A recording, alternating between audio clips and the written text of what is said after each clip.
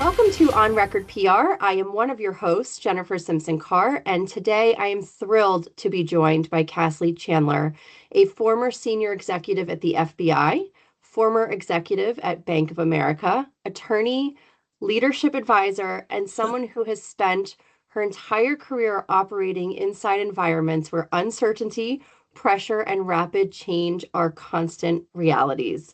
Welcome, Cassie. Thank you very much. You are spot on about that. I mean, I'm even thinking about, the time period when I was within the FBI. It was a time period when there was significant change. And then going into Bank of America, it was a time period when the whole mortgage industry kind of collapsed and we had so many, it was the beginning of all of the electronic media and so many different things and cyber crimes. And it was like, yeah, I've gone into a lot of places where the madness just starts to begin. And I'm so excited for this conversation because you shared some of these realities that you have lived through and been Yes. a leader through. So we connected because you were the keynote at the Legal Marketing Association's annual conference in New Orleans last Yes. month in April. Yes. And what I personally took away from your perspective on leadership is it's not about authority or hierarchy. And we'll talk more about this, I hope, but which is sometimes how law firms and the legal industry views leadership. But you talked about leadership as influence and awareness. So the ability to help people move through uncertainty without losing trust or confidence. So right now in the world and in the legal profession, there is constant change. It's always been an industry where high performance is expected, responsiveness, sophistication, judgment. Basically, you're always on. And Right. so now you layer in AI and changing client expectations. And for junior lawyers, how do I learn in this different environment? So many layers.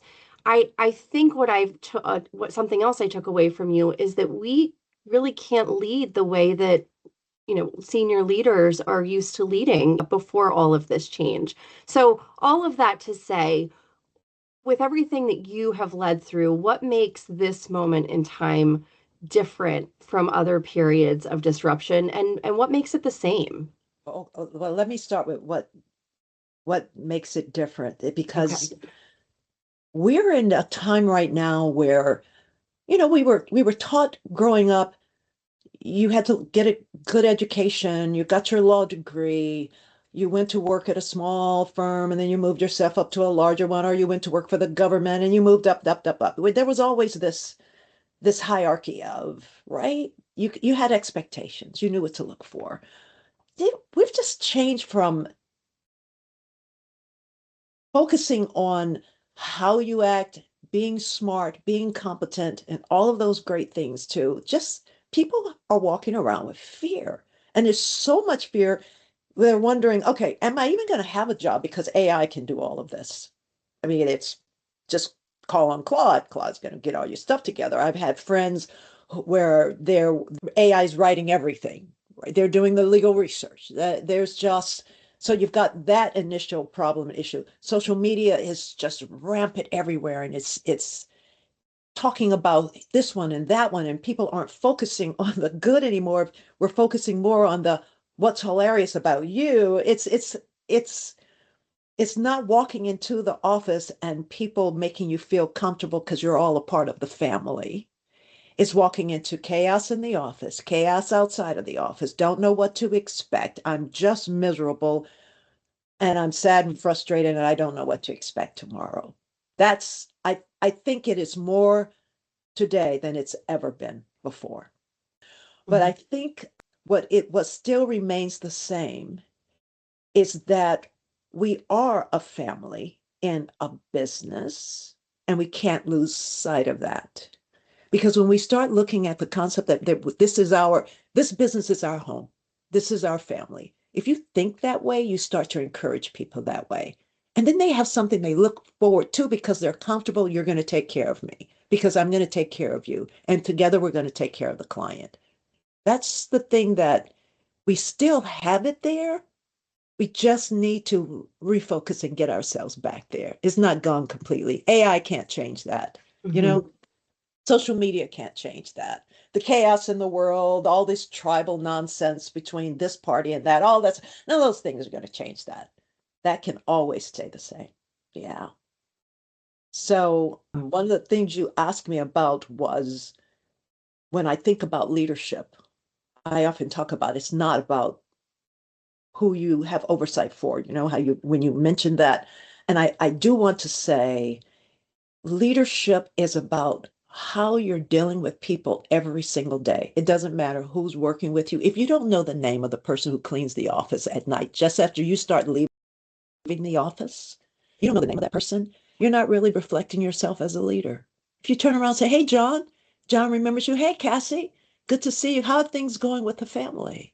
You know, doesn't that make you see something more broadly about the person who's cleaning the room that has nothing relevant at all in terms of working directly for you, but it's a fellow human being.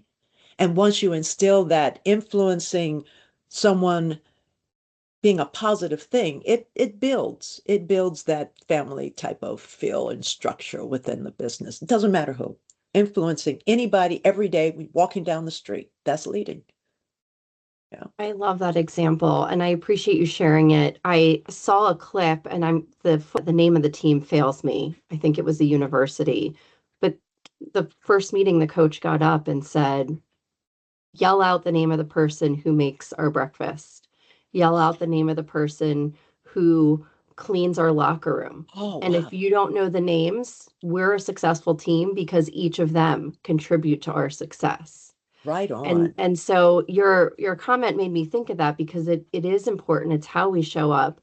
And I truly appreciated that, just to reiterate, it's not a hierarchy. I think there are, and I wonder, I'm curious if people have said to you, Cassie, but I'm not, insert a title here, manager, director, VP, partner, equity partner. I don't have that designated title yet. Uh-huh. How do I lead from where I am? What does that look like? Yeah. You know what I often say is when you look at yourself in terms of how do people see me, how are you influencing them? Are you influencing them every day? It doesn't matter what your title is. Are you influencing them with confidence? Are you helping them build that they're feeling more confident when they're around you? Are you influencing them with hope when they're seeing all the chaos all around them? Or when they see you walk in the room, is there fear? Wow. I do want you to know I've not lived the perfect life. I mean, I've had my problems, right? Part of my leadership, and I can say all these things, is because I've gone through all of these things myself, but I am also self-aware. I'm constantly looking at who am I and how am I impacting others. That's in my heart, that's in my gut. And so, though I may have had some failures along the way, I was always trying to change and do the right and the positive thing. That's why I can tell you this concept about family. It means something. I know when I say the confidence, the hope, or the fear, I have instilled a lot of fear in people. And it is because my personality is one of I am project oriented. I'm a go-getter. I'm very innovative. I'm always looking for, yes, but what if? And when you put me into doing a legal review on something and you ask me to do research on cases, I'm the one in the background that's digging through old cases and coming up with the weirdest kind of arguments and then going, whoa, look at this weird argument. We can run this in. And it's been helpful, right? I mean, I think I may have told you that or may have discussed this on the stage at one time. I was working at the FBI in their legal section, and some of our agents were being hit with a civil action because they accidentally hurt someone. I won't say exactly what they did, but it wasn't good. And so there was a lawsuit brought, and the U.S. Attorney's Office was working on it. And they asked the FBI's legal section to provide some support. Well, I ended up doing legal research because we were not getting anywhere. We were responsible for what happened. And so I came up with some weird off the cuff argument dating back to 19, gosh only knows what, 1949 or whatever. But I come up with this argument and I put it together, smoothing it out, cleaning it up, and putting other things. And we won. I mean, the lawsuit was, but then it was appealed. And we lost on appeal, by the way. Mm. But I never forgot the initial argument, and neither did the U.S. attorney. So I was one of the few FBI agent attorneys who was sent to train with U.S. attorneys at their school. So it was a matter of I was seeing things differently, right? That's that doing that, encouraging innovation and whatever. So I've got that personality. Now I'm going to take that to when I become a leader. I expect that of others. How are you driving? Let's get this done. Raw! Cassie says, raw! Then we can do this and we can do that. Oh, and how about if we do that? Why don't you do this? And then you bring the intelligence in. And no, no, no, no, no, no, no. There are some people who can keep up with you, and there are some people who cannot. So as leaders, we have to see ourselves and understand how are we influencing people. I influence you. If you're a confident person, I'm going to make you feel even more confident. If you need hope, I'm going to give you hope. If you don't understand and you can't work at the level I expect, you will have fear. That's what I learned about myself. Here, good question, good quick comment. And I'm sorry if I go on and on and on. Just stop Oh, me. no, not at all. Here's a story. I got to tell you this story. I was joined by a couple of other female special agents to talk to a group of individuals from Hollywood. And Hollywood wanted to do a story about female special agents, blah, blah, blah. And in order for them to come out and talk to us, because I had already retired, they had to coordinate through the FBI's Public Affairs Office. Well, I used to be the assistant director of the FBI's Office of Public Affairs. And so the young lady who brought us together with the Hollywood folks was someone who actually worked with me kind of, a few years back. And at the end of all of our interviews and things with the Hollywood folks, blah, blah, blah, we're now sitting around having wine and eating and having a great dinner. And someone asked her in the group, so who was your favorite assistant director? And she said, John. And everybody looked at me like, whoa, Cassie, she didn't say you. And I didn't take it as anything bad. I laughed. And she said, oh, wait, wait, wait. Well, it's because, Cassie always had all these ideas, great ideas and things she wanted to do. And I was just always a little afraid that I couldn't meet what she expected. I never knew that. And after I heard her, I thought about how many other people I had worked with and thought I was encouraging. Here's the vision. Let's raw, How many people in that group were, because you have to see people and you have to understand who they are. That's what that concept, Jennifer, of the family is about. I bet you know every member of your family. You know all their crazy personalities, their little quirks and whatever, what they can do, what they cannot do. What about the team that's around you in the office? They need that too. Get to know me, right? Yeah. So your story raises an interesting perspective that you shared in the keynote as well, which is this gap between how you as a leader, how we as leaders feel we show up, and what Hmm. the perception is of others who we try to influence. Right. Could you share a little bit more about how leaders can start to close that gap and become more aware of how they are perceived by people who might have similar work styles or personalities and those that might have opposing work styles and personalities? I think one of the things that I commented on during that presentation was that in order for us to advance as good leaders, in that even in that family context, but Mhm. the positive leaders, the ones encouraging during these very chaotic times, is you got to know your power, which means knowing yourself, right? And you can't get to know yourself until you can see how others see you by seeing the impact of what you say and do, how they're reflected back to you, how the work is coming back to you. You can't just throw it out and go on. You have to see. Even when you're doing a performance review, Listen, don't just talk at, but listen and understand what people are seeing in you. I would say you have to understand, have you given them a vision? And are they within that vision? Do they see it's a collaboration that we're working together? Do they feel positive? How do they see you? Knowing how you're seen in terms of, are you doing things with them, with other clients and other people outside the business to enhance your reputation? So now you become their sponsor, the people who work with you, you're their sponsor because everybody outside knows you. You've got that positive kind of influence. And then we have to ask, are you exuding the confidence in them? Yeah, I know AI is doing this, but how about let's think about what we can do with AI to help you move quicker through this part. And then you can focus more on that, as opposed to AI is going to take over everything and we're just going to dump you. We don't need you anymore. You start working, if you work with people, Hmm. you get to know how you're influencing and impacting people. But if you're not working with them and you're just telling them what to do and how to do, you never know your impact. The biggest thing about becoming the right kind of leader is knowing yourself and how you're impacting others and how they see you. That's huge.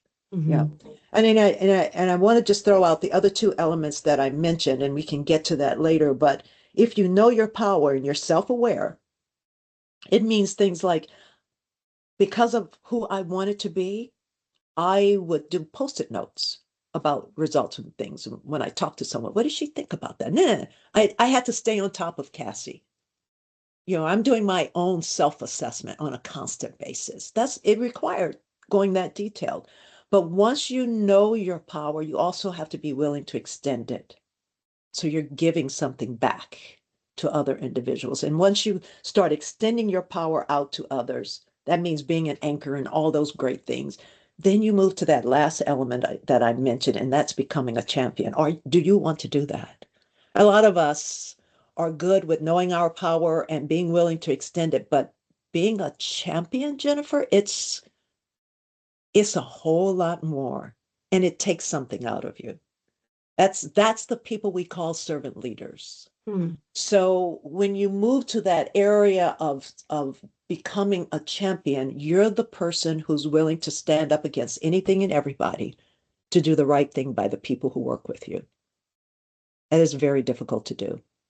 This episode is brought to you by Furia Rubel Communications, a public relations and marketing agency serving law firms and businesses worldwide.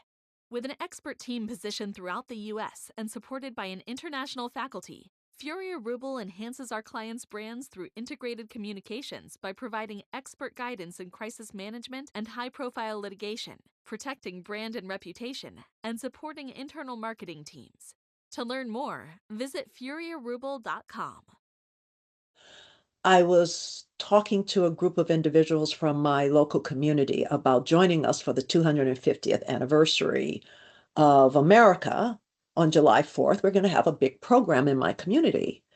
And one of the young ladies in the group said, I'm not coming to that. That's, I don't believe in what we're doing in America and whatever. And I said, yes, but the theme for this conference is we are all America. So we're going to do a lot of things. We're going to talk about slavery within our area, the Native people within our area, the first communities in our area, the Quaker groups within our area. We're going to talk about all of us is the part of we are a community. Hmm. This is America. And she was so taken back by it and so frustrated. I started thinking about, we're losing the family. We're losing the whole concept of, this is us. This is our family. I see you. Right. And we've got to get back to that, or we're going to self destroy. Hmm. I couldn't agree more. And it's the same for businesses. Businesses have to get back to that as well. People are so positive when they see they are a part of something good. And the business becomes something good when it becomes a part of their family. So at one time, I was working at Bank of America Hmm. and building this incredible, beautiful team. We're all very, very positive people. And at one time, the bank said, we're going to ask people to go work from home so we can close down some of the offices. Anybody who wants to work from home, this was before COVID and the pandemic, and now a lot of people work from home. But this Hmm. was back when we were all working in offices. So I sent out the thing, who wants to work? Lots of people wanted to. So we put a lot of things in place for them to work at home. I had one young lady who wanted to move to South Carolina to live near her mother and father because her father had a brain injury. So she thought, if I can move closer there, I can work from home and then I can spend more time helping mom, right? Hmm. That was a good thing that the bank approved that and says, yeah, we've got a banking center. She can have an office in the regular banking center there. And so everything was coordinated. Everything's fine. 2 years later, the bank decided, no, we're bringing everybody back in. This is, we've got offices, we can't close down. So to bring everybody back because we're losing money this way. So now we're bringing people back in, and we have people like her who Hmm. moved especially because they were told. And I had to say, no, I'm not bringing her back in. I mean, I could have had my job taken from me. I've had HR saying to me, Cassie, bring these people back in. Cassie takes a stand. No, I will not. We told her A, B, C, and D. We're going to have to follow through on that. She's changed her whole life to fit into what we said was okay. So we're not going to do that. How many leaders are willing to take a stand for people that way? That's a champion. Hmm. You've got to have it in your heart and be willing to do that, right? Because it could impact you. That's when we go that far route of champions. Those are those servant leaders. And I think I may have commented, servant leaders are the people who actually serve. And it's not about me, it's about you. That's a big one. And it sounds like that's how you build a family. That, You you there you you go.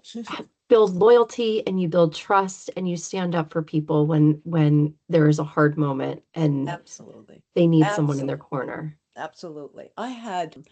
I remember when I was at the bank, there was a former executive by the name of Hugh McCall, a very, very well-known individual, and he was beautiful former CEO of Bank of America. Everybody loved him.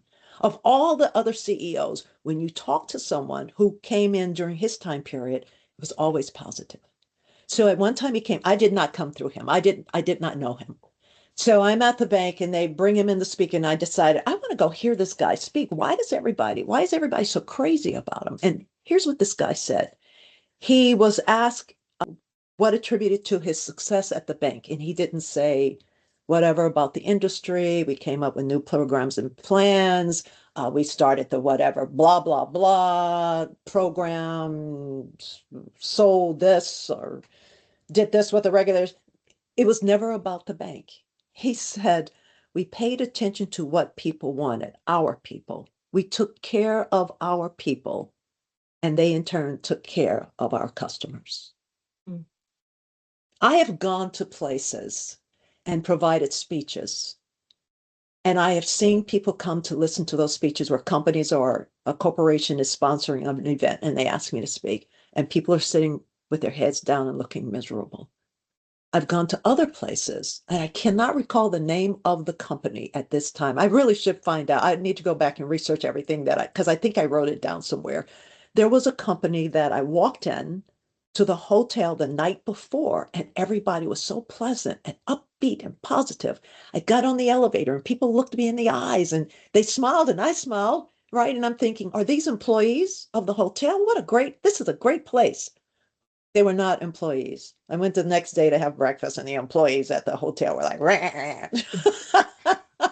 So whoever those people were in the elevator, it wasn't those employees. But what I ended up seeing when I walked into the room that next morning to do my presentation, people were positive. The room was full of people. I mean, it wasn't like, it was only 40 or 50 people. It was a couple of hundred people, and they were not just the senior executive managers, but a couple of management levels. So I'm sitting there and I meet the CEO, and he's just walking around laughing and talking with people, sitting at the table having his breakfast. Everybody's around him, blah, blah, blah. I'm sitting next to them thinking, is this the grand table of, the CEO, the CFO, and on and on and on? And is this the muckety muck table? It was not. It was just a table of people. He just went and sat down and had breakfast, laughing and talking to it. I felt so comfortable with that group. I felt like a part of that family. because the CEO was building relations with his people to make them feel like they were a part of a family. And everybody got along, and it was so positive. I'm sitting on the stage and I'm walking off like, it's a beautiful day in the neighborhood. Oh, this is so nice. This is such a great experience. And as I was leaving, I asked a young man, say, you work with the company, because he was leaving. He said, yeah, I've only been working here for 3 months. And I said, well, what do you think? And he says, I love this place. I've got the best boss. She's this, that, blah, blah, blah, blah, blah. And I just feel so good here. I know things are hard, America. I know we're going through tough times. I know there's a lot of chaos, but you could still do good by people just on how you treat them and how you make me feel. Come on. It's not that hard to do. Mm-hmm. A simple thing of looking me in the eyes when you talk to me is a positive thing. A simple thing by giving me a smile when I walk in, it's a positive thing. I remember seeing someone talk to me about Chick-fil-A has a special training program for their employees when they first get started. And it's to show them you don't know what someone has gone through before they come here to eat. Someone just lost a child.